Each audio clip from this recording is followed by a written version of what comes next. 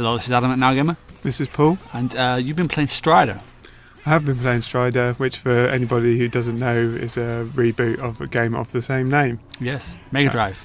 Yeah, and it's as well as being based on that game, you can tell it's got influences from games of the past. So it's got a strong Super Metroid thing going on in that you're gaining new abilities that allow you to, give you new abilities in combat, but also allow you to get into new areas and explore new areas. So is it an open world type game, or is it? It is kind of open world, but because the original, it was more like a traditional not platformer, but traditional set stages that you go through. Yeah, well, I mean, obviously we've only been playing preview code, but from what I can tell, the areas are separated out, so you can choose to move between areas, but it's separated by loading screen. It's not like one big open world as you might expect. Okay. As a Metroidvania game, the problem it might have is I feel like I've played better ones that are like around Metroid. now.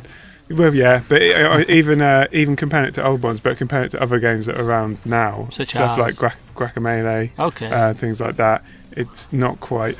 It's good in my opinion for what I've played.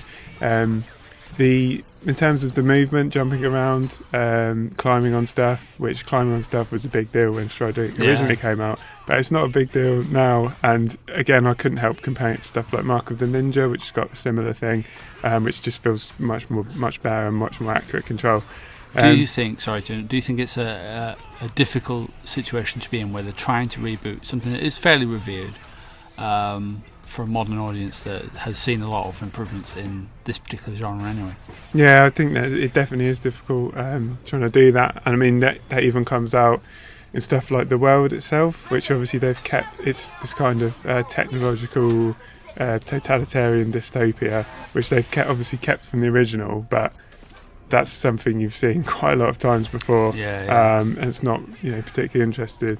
If I'm making it sound terrible, though, I don't think it is terrible. The combat at the beginning, I was finding it's basically just mashing X, and I was worried that would get boring. But as you start to unlock the abilities, so like double jump, you can get the ability to deflect bullets and stuff, then I was starting to enjoy it more. It definitely becomes more interesting. So it's more like a bad demo.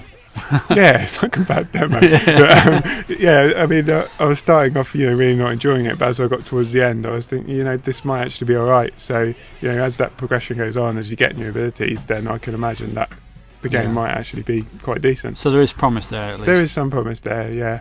As I say, I've just some concerns that it's not going to live up to either the games of the past that it's taking influence of, or other games that take similar influence. So far then, from the preview, Bill, what would you say is your favourite thing about Strider? My favourite thing about Strider was probably deflecting bullets. That was really cool, but it introduced it right at the end, so I don't really know how much that gets used, but it had a section where you had to jump over stuff, avoid obstacles, and deflect bullets quickly in between, which was quite cool. Was it difficult at all?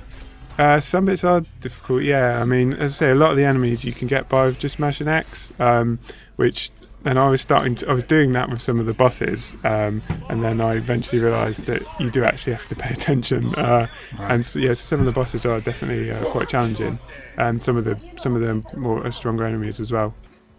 Okay, so that's Strider. It's out this year. I don't think there's a proper release date on PS3, Xbox 360, PS4 and Xbox One.